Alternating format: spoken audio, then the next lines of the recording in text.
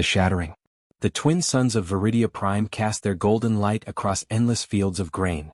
Dr. Sarah Chin knelt in the rich soil, examining the root structure of a hybrid wheat plant that could feed thousands. The morning air smelled of earth and growing things, peaceful and perfect. Beside her, Theron adjusted his scanning equipment with his four-fingered hands. His scaled skin reflected the sunlight in patterns of deep purple and silver. He was Zachary, one of millions who had made human worlds their home after the Great Exodus. "The yield is exceptional this season," Theron said, his translated voice carrying notes of genuine pleasure. "Your grandfather would be proud, Sarah." Sarah smiled, wiping dirt from her hands. He always said the best medicine for old wounds was working together in new soil. It was true. Her grandfather had been among the first humans to welcome Zachary refugees 150 years ago, when their species fled the Dominion Wars that had consumed half the known galaxy. Humanity had arrived at the stars just as ancient civilizations tore themselves apart in conflicts that had raged for generations. Everyone expected humanity to choose sides, to use their advanced weapons to tip the balance. Instead, humanity had done something unprecedented. They forced peace on everyone. The Treaty of Sentinel had been brutal in its simplicity. Every species would disarm. Every fleet would be reduced to minimal defense forces. Every weapon of mass destruction would be dismantled under human supervision. And humanity would enforce this peace with their superior technology and strategic positioning. The galaxy had no choice but to accept. Humanity's fusion drives were faster. Their weapons were more precise. Their coordination was flawless. They could have conquered everything. Instead, they became guardians. For 150 years, it had worked. Refugee species like the Zachary found new homes on human worlds. Trade flourished. Children grew up knowing only peace. Sarah herself had never seen war, only heard stories from her grandfather about the burning worlds humanity had saved. Incoming transmission, her communication device chirped. Priority alert from Colonial Administration. Sarah exchanged a glance with Theron. Priority alerts were rare. She activated the device. Administrator Rodriguez's face appeared, tight with tension. "All citizens, this is not a drill. We are detecting massive energy signatures in orbit. Unknown fleet entering the system. Proceed immediately to designated shelters." "This is not a drill." The message repeated as Sarah's blood went cold. Theron's scales shifted to a dark gray, the Zachary response to fear. "Unknown fleet." Sarah whispered. "There hasn't been an unknown fleet in over a century." Then the sky changed. Points of light appeared above them, dozens at first, then hundreds. Ships dropping out of faster-than-light travel, their hulls blocking out the stars. Theron's device beeped frantically. He looked at the readings and his face transformed into an expression Sarah had never seen on him before. Pure horror. "No," he breathed. "Those are Zachary warships. Old design but modernized. Sarah, those are my people." "That's impossible," Sarah said. The Zachary collective was disarmed. The treaty? The first orbital strike hit the northern continent. A pillar of white fire reached from space to ground, and seconds later the shockwave rolled across the fields like an invisible hand, flattening crops and throwing both of them to the ground. Sarah's ears rang. She tasted blood. When her vision cleared, she saw more strikes hitting across the planet. Methodical. Systematic. Targeting every major settlement. "Run." Theron grabbed her arm, hauling her to her feet. "We have to reach the emergency shelters." They ran across the ruined fields. Around them, other colonists emerged from homes and research stations, all running, all terrified. The Zachary among them looked as confused and horrified as the humans. Another strike hit closer. The heat washed over them like standing too close to a furnace. Sarah's research station exploded in a ball of flame. "Why?" Sarah gasped as they ran. "Why are they doing this?" Theron's face was twisted in anguish. "I don't know. The collective leadership, they always resented the treaty. They called it the Great Humiliation. But we never thought they would actually." An emergency shelter loomed ahead, a reinforced bunker built into a hillside. Dozens of people were crowding toward the entrance. Human and alien both, all desperate for safety. They tumbled inside just as the blast doors began closing. The shelter shook as another strike hit nearby. Emergency lights cast everything in red. People huddled together, humans holding alien neighbors, parents clutching children of multiple species. Sarah found a communication terminal and accessed the colonial network. What she saw made her stomach drop. Reports flooding in from across human space. 30 colonies under simultaneous attack. 50. 70. The numbers kept climbing. Every report showed the same thing. Zachary fleets appearing without warning, firing on civilian populations, systematic extermination. It's coordinated, someone said behind her. This is planned genocide. Sarah turned to see Director Yuki Tanaka, the colony's security chief. The older woman's face was grim.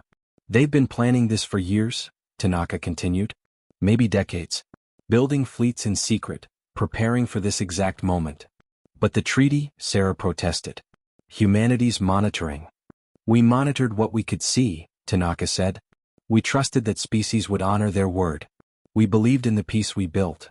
Her voice cracked. We were fools. On the screen, a new message appeared. Galactic Council Emergency Session. Sarah activated it. The council chamber appeared, filled with representatives of 14 species. Ambassador Marcus Webb stood at the human podium, his face a mask of controlled fury.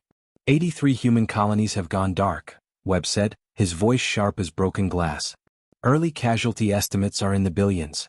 This is systematic genocide, and the council must act immediately under Article 7. The Zachary ambassador Velkarth rose slowly. His scales were deep crimson, marking him as high nobility. Ambassador Webb speaks of tragedy while ignoring context. For 150 years, humanity has enforced an unjust peace. You came to our galaxy and forced your will upon sovereign species. You dismantled our fleets. You made us weak. You called it mercy, but it was domination. We stopped you from killing each other. Webb shouted. You stopped us from determining our own destiny, Velkarth replied calmly. The Zachary Collective has simply reclaimed what was taken from us. The right to defend ourselves. The right to act in our own interests. If humans die in the process, perhaps they should have considered that before humiliating an entire species. The council voted. 13 species voted for non-intervention. Only humanity voted to act. Sarah felt sick. The galaxy was abandoning them. All the species humanity had protected, all the refugees they had sheltered, all the peace they had maintained, none of it mattered. Turn it off, Theron said quietly. He sat against the wall, his head in his hands. Please, Sarah. Turn it off. She did. The shelter fell into tense silence, broken only by quiet crying and the distant rumble of orbital bombardment. My family opposed this, Theron said after a long moment. We've always opposed it. There are millions of Zachary who are grateful for what humanity did, who wanted to live in peace. But the collective leadership, the military faction, they never forgave. They taught hatred in schools. They prepared for revenge. How long? Sarah asked. How long have they been building this fleet? The entire 150 years, Theron said miserably. Hidden shipyards and dead systems. Weapons research disguised as industrial development. They played the long game and humanity never suspected because you trusted us. The shelter shook again. Dust rained from the ceiling. Someone screamed. Director Tanaka was accessing military channels, her face illuminated by the blue glow of her terminal. Suddenly her expression changed. Sarah, come here. You need to see this. Sarah crossed to the terminal. Tanaka had accessed a secure military frequency. The message playing was from Earth Defense Command. All human forces, all colonies, all citizens. Admiral Jennifer Zhao's voice was cold and precise. The Zachary Collective has launched coordinated attacks across human space. They believe we are defenseless. They believe we honored the treaty completely. They are mistaken. The image shifted, showing Earth's solar system. Points of light began appearing, hundreds of them. Ships emerging from hidden positions in asteroid fields, from camouflage stations, from underground facilities on Mars and Luna. For 150 years, we maintained public defense forces as required by treaty, Zhao continued. What we did not advertise was our contingency fleet. 800 warships, modern and ready. Weapons platforms hidden throughout our systems. We hope to never use them. That hope has died. Sarah's breath caught. Humanity had kept secrets. They had prepared for this exact scenario while preaching peace and disarmament. Was that wrong? Tanaka asked quietly, reading Sarah's expression. Should we have trusted completely while dismantling everything? Should we have left ourselves defenseless? Sarah didn't have an answer. Zachary fleet approaching Earth now, Zhao's message continued. 4,000 ships. They expect easy victory. They're about to learn why the galaxy feared humanity before we chose mercy. All human forces converge on Sol system. It's time to show them what happens when mercy is repaid with genocide. The message ended. The shelter fell silent again, but this time the silence carried a different weight. Not despair but grim determination. "We need to reach Earth," Sarah said. "If there's going to be a final stand, that's where it'll be." "The spaceport is destroyed," someone said. "Not all of it," Tanaka replied. "I have access to emergency codes. There's one ship left in the underground hangar. A fast courier. It can carry maybe 30 people." She looked around the shelter. Over 100 people stared back. "I'm not going," an elderly man said. "Send the young ones. The ones who can fight." Others nodded. Within minutes they had selected 30 people. Sarah was among them. So was Theron despite protests. "I'm Zachary," he said firmly. "My people did this. I need to stand with humanity and show the galaxy that not all of us chose genocide." They moved through underground tunnels to reach the hangar. Behind them Viridia Prime burned. The world Sarah had called home, where 3 generations of her family had lived and worked and built something beautiful, was dying. The courier ship was small and fast, designed for emergency evacuations. They crammed inside, barely enough room to breathe. The pilot, a young woman named Chin like Sarah, powered up engines that hummed with barely contained energy. "Zachary blockade in orbit," Chin announced. "They're targeting anything that tries to leave." "Can we break through?" Tanaka asked. Chin smiled, and it wasn't pleasant. "This ship has stealth modifications that aren't on any official registry. Another one of humanity's little secrets. Strap in. This is going to be rough." The ship launched, accelerating so hard Sarah's vision grayed at the edges. They shot upward through atmosphere that screamed against the hull. Above them, Zachary warships moved to intercept. But the courier ships seemed to disappear from their sensors. Stealth technology generations ahead of what the treaty had allowed. They slipped through the blockade like a shadow, and then they were free, jumping to faster-than-light speed. Sarah looked back through a viewport. Viridia Prime was a ball of fire, burning beneath a sky filled with enemy ships. She had lost everything. Her home, her research, her life's work. But she was alive. And she was going to Earth. The Zachary wanted war. Humanity would give them one. And the galaxy would learn that mercy withdrawn is not mercy forgotten. It's wrath delayed. The reckoning. The journey to Earth took 6 days through hyperspace lanes that had once been peaceful trade routes. Now they were corridors of war. Sarah spent those days listening to fragmentary reports that painted a picture of galaxy-wide catastrophe. 117 human colonies had gone silent. Casualty estimates exceeded 15 billion. The Zachary Collective had deployed its entire secret fleet, over 10,000 warships, in the largest military operation in galactic history. But Earth still stood. Sarah stood on the observation deck of the courier ship, watching stars streak past in ribbons of light. Theron joined her, his scales dulled to a pale gray. "My sister lived on Harmony Station," he said quietly. "She married a human engineer. They had 2 children. The station was destroyed in the first wave." Sarah reached out and took his hand. His fingers were cold. "She chose peace," Theron continued. "She chose to believe in what humanity built. And she died for it." "I'm sorry," Sarah whispered. "Don't be sorry," Theron said, his voice hardening. "Be angry." "I am. The collective doesn't speak for all Zachary. Millions of us oppose this genocide. We just never had the power to stop it." The ship's intercom crackled. "All passengers were approaching Sol System. Prepare for what you're about to see." They dropped out of hyperspace at the edge of Earth's solar system, and Sarah's breath caught in her throat. The battlefield stretched for millions of kilometers.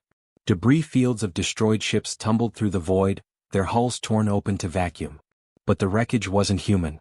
Thousands of Zachary warships floated dead in space, shattered by weapons that had cut through them like paper. "My God," someone whispered behind Sarah. Earth hung in the distance, blue and green and beautiful. Around it, humanity's hidden fleet maintained defensive positions. 800 ships, each one bristling with weapons technology that shouldn't exist according to the treaty. But it wasn't just the ships. Orbital platforms ringed the planet, weapons systems that had been disguised as communication satellites and research stations for over a century. The asteroid belt crawled with automated defense drones. Mars and Luna had revealed hidden military installations that now tracked every object in the system.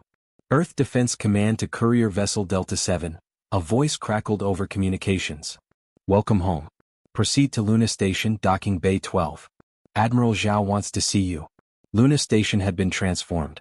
What Sarah remembered as a peaceful research facility now bristled with weapons and hummed with military activity. Thousands of refugees crowded its corridors, but there was order, not chaos. Humanity had prepared for this. Admiral Jennifer Zhao met them in a briefing room overlooking Earth. She was a small woman with iron-gray hair and eyes that had seen too much death in recent days. "Dr. Chin," Zhao said, shaking Sarah's hand. "Director Tanaka. And you must be Theron Velkash. I've read your file. Your family has been advocating for peace for 3 generations. Not successfully," Theron said bitterly. "More successfully than you know," Zhao replied. She gestured to seats. "Sit. You deserve to understand what happens next." Zhao activated a holographic display showing the galaxy. Red markers indicated human colonies under attack or destroyed. Blue markers showed Earth and the surviving defense forces. "The Zachary Collective spent 150 years preparing for genocide," Zhao began. "They built their fleet in secret, studied our defenses, chose their moment perfectly. They knew we had reduced our military as required by treaty. What they didn't know was that humanity learned from our own history." The display zoomed to show Earth's defenses in detail. "Our species fought 2 world wars before we reached the stars," Zhao continued. "We learned that peace without strength is just a pause before the next war. So when we enforced the Treaty of Sentinel, when we demanded every species disarm, we made a choice that haunted us for 150 years. She looked at each of them in turn. We kept secrets. We maintained hidden reserves. Not enough to threaten anyone who kept the peace, but enough to make any aggressor regret breaking it." "You violated the treaty," someone said from the back of the room. "Yes," Zhao said simply. "We did. We preached disarmament while keeping weapons hidden. We enforced rules we didn't fully follow ourselves. And that hypocrisy saved us." Sarah felt conflicted. Everything she had believed about humanity's moral authority, their role as honest peacekeepers, was built on a lie. But that lie had also saved Earth from immediate destruction. "The first Zachary attack fleet numbered 4,000 ships," Zhao said. "They expected to face maybe 200 outdated defense vessels. Instead, they encountered our full hidden fleet plus planetary defenses. We destroyed half their ships before they retreated." The hologram showed the battle. Zachary warships advancing confidently, then scattering as Earth's true strength revealed itself. Fusion lances cutting through hulls. Kinetic projectiles launched from the asteroid belt striking with devastating precision. It had been a slaughter. "But they adapted," Zhao continued, her expression darkening. "The collective committed everything. 10,000 ships total. They're hitting our colony systematically, forcing us to spread our forces thin. And now their main fleet is gathering for a final assault on Earth." The hologram shifted, showing a massive concentration of Zachary vessels assembling at the edge of the system. 7,000 warships, Zhao said.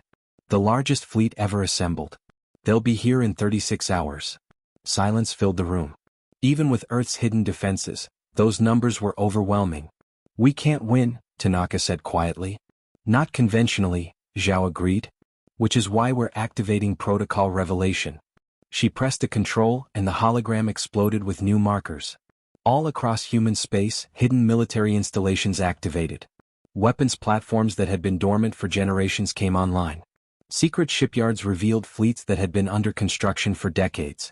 "For 150 years, we maintained a public military that honored the treaty," Zhao said. "But we also maintained contingencies. Not just the 800 ships at Earth. Thousands more scattered across our space in hidden positions. We called it Protocol Revelation because we hoped to never reveal it." The numbers on the display climbed. 2,000 ships. 3,000. 4,000. "We can match their fleet," Zhao said. "But it will expose every secret we've kept.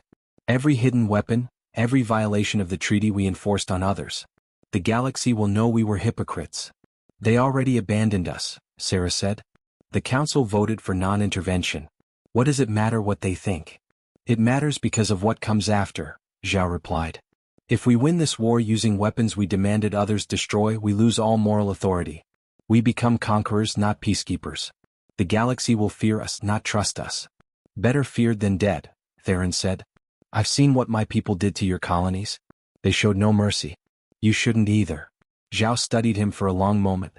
"You're Zachary, but you stand with humanity." "Why?" "Because genocide is wrong," Theron said simply. "Because my grandmother told me stories of the Dominion Wars, of worlds burning, of children starving in refugee camps. She told me humanity stopped that. They gave us peace when we couldn't give it to ourselves. The collective repaid that mercy with mass murder. I won't be part of that. I can't. Zhao nodded slowly. There are millions like you. Zachary citizens who oppose the genocide. We've been receiving messages from across their space. Protests. Defections. Some of their ships have refused to fight. She pulled up communication logs. Hundreds of messages from Zachary civilians condemning the attacks. Military officers resigning their commissions. Entire colonies declaring independence from the collective. Your people aren't monolithic, Zhao said to Theron. Neither are ours. This isn't humanity versus Zachary. It's those who choose peace versus those who choose genocide. What do you need from us? Sarah asked. Zhao smiled grimly. Dr. Chin, you're an agricultural scientist. Director Tanaka, you're security. And Theron, you're a biologist. None of you are soldiers. Then what? We need you to speak, Zhao interrupted. The galaxy thinks this is a war of extermination. We need to show them it's a war of principle. We're broadcasting across all frequencies. Every species will hear what you say. She gestured to a communication setup in the corner. Tell them what you saw. Tell them what humanity built. Tell them what the Zachary Collective destroyed. And Theron, tell your people what they've become. An hour later, Sarah stood before cameras that would broadcast across the galaxy. Beside her stood Theron and dozens of other refugees, human and alien both. My name is Dr. Sarah Chin, she began, her voice steady despite her fear. 7 days ago I lived on Viridia Prime. I was a scientist. I grew food. I had neighbors of 5 different species. We lived in peace because humanity made that peace possible. She pulled up images of her colony before the attack. Fields golden with grain. Cities where human and alien children played together. Research stations where scientists of multiple species worked side by side. Then the Zachary Collective attacked, Sarah continued. The images shifted to show the bombardment. They killed billions. They targeted civilians. They destroyed worlds that had known only peace for 150 years. They did this because they called peace humiliation. Her voice grew stronger. Humanity came to the stars and found a galaxy at war. We had the power to choose a side to help one faction destroy the others. Instead, we chose to end the war itself. We forced peace on everyone. Yes, we dismantled fleets. Yes, we required disarmament. But we also saved trillions of lives. Theron stepped forward. I am Theron Velkash. I am Zachary. My grandmother was a refugee from the Dominion Wars. Humanity took her in when she had nothing. They taught her there was another way besides endless war. His voice cracked with emotion. The collective leadership says humanity humiliated us. But what they call humiliation I call mercy. What they call weakness I call wisdom. They spent 150 years preparing for genocide while humanity spent 150 years building a civilization where all species could thrive. He looked directly into the camera. To my fellow Zachary, this genocide is not in our name. The collective does not speak for all of us. Millions oppose this horror. It's time we made our voices heard. It's time we remembered that humanity gave us peace when we couldn't give it to ourselves. The broadcast went out across the galaxy, carried on every frequency, translated into every language. Within hours, responses poured in. Zachary colonies began declaring independence from the collective. Military units defected. Protests erupted on the collective homeworld. The unified facade began cracking. But the main fleet still came. Sarah watched from Luna Station as 7,000 Zachary warships entered the Sol system. They moved in perfect formation, confident in their overwhelming numbers. Earth's hidden fleet rose to meet them. 4,000 human ships revealed at last. The weapons platforms activated. The automated defenses came online. All ships, this is Admiral Zhao, the commander's voice echoed across all channels. Today we fight not for conquest but for survival. Not for revenge but for justice. The Zachary Collective chose genocide. We choose to show them why humanity became peacekeepers instead of conquerors, because our mercy was always backed by strength. The fleets closed. Space erupted with weapons fire that turned the void bright as day. Sarah had never seen a battle before. It was terrible and beautiful. Ships maneuvering in three-dimensional ballet, seeking angles and advantage. Weapons fire crossing millions of kilometers in seconds. Shields flaring and failing. Hulls rupturing. Humanity's ships were outnumbered, but they fought with precision born of 150 years of study. Every weakness in Zachary design, every flaw in their tactics, every mistake in their training, all of it exploited ruthlessly. The Zachary had built their fleet in secret, learning from old battles. Humanity had studied every battle ever fought and prepared for all of them. But numbers still mattered. Human ships fell one by one. The defensive sphere around Earth contracted as vessels were destroyed. Then something unexpected happened. Zachary's ships began going dark. Not destroyed, surrendering. Ships whose crews had heard Theron's broadcast, whose captains refused to participate in genocide. 50 ships at first. Then 100. Then 500. The Zachary formation fragmented as ship turned on ship, as those who believed in the genocide fought those who opposed it. The unified fleet tore itself apart from within. All ships press the advantage, Zhao ordered. Target only those still firing. Any ship that surrenders will be protected. The battle's tide turned. Humanity's forces pushed forward, breaking the Zachary lines. More ships defected every minute. The collective's fleet commander called for retreat, but barely half his ships followed. By the time Earth's sun rose over Luna Station, the battle was over. 3,000 Zachary ships destroyed. 2,000 surrendered. The rest fled into hyperspace. Earth had won. Barely. At terrible cost. 1,000 human ships lost. Millions dead across the colonies. But Earth stood, and with it humanity's last hope. Sarah stood at the observation window watching damaged ships limp toward repair stations. Beside her, Theron wept openly. "It's not over," he said. "The collective still exists. They'll try again." "No," Admiral Zhao said, joining them at the window. "It's over. Look." She pulled up reports from across Zachary's space. The homeworld was in revolution. Citizens rose up against the collective leadership. Military units sided with protesters. The government that had ordered genocide was collapsing. "Your people are taking their civilization back," Zhao told Theron. "The ones who wanted peace all along are finally being heard." She turned to Sarah. "As for humanity, we have a choice. We can use this victory to become the tyrants the collective feared. We can rule the galaxy through force. Or," Sarah asked. "Or we can be honest," Zhao said. "We kept secrets. We violated the treaty we enforced on others. We were hypocrites. But we were hypocrites who chose mercy over conquest for 150 years. Now we choose it again." Over the following weeks, humanity made its choice public. They revealed all their hidden forces, every secret weapon, every violation of the treaty. They accepted responsibility for their hypocrisy. And they proposed a new treaty. One where all species, including humanity, maintained equal defensive forces. Where oversight was mutual, not imposed by one species on others. Where peace was kept not through domination but through shared commitment. The galaxy, having watched humanity fight a war of survival without becoming monsters, accepted. Sarah returned to Viridia Prime eventually. The colony was ruins, but ruins could be rebuilt. Theron came with her, and so did thousands of Zachary refugees fleeing the revolution on their homeworld. They worked together in the soil, planting seeds among the ashes. Building something new from what had been destroyed. One evening, as twin suns set over growing fields, Theron asked the question that haunted them both. Was it worth it? 150 years of peace, all those lives saved, only to end in genocide anyway. Sarah thought for a long time before answering. The genocide happened because some people never accepted the peace. But millions more did. Your grandmother found a home. 3 generations lived without war. That mattered. She looked at the fields around them, at human and Zachary working side by side despite everything. Humanity gave the galaxy 150 years of peace. Some answered with genocide. Others answered with gratitude. The choice was always theirs. All we could do was make peace possible and pray it would last. "And now?" Theron asked. "Now we build it again," Sarah said. "With eyes open this time. With strength visible. But still with mercy, because that's what makes us better than those who chose genocide." The sun set over Viridia Prime, painting the sky in shades of gold and amber. Tomorrow they would plant more seeds. Tomorrow they would build more homes.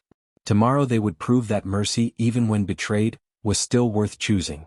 Because humanity had learned the hardest lesson of all, that peace is not weakness and mercy is not surrender. They are choices that require more strength than war ever will.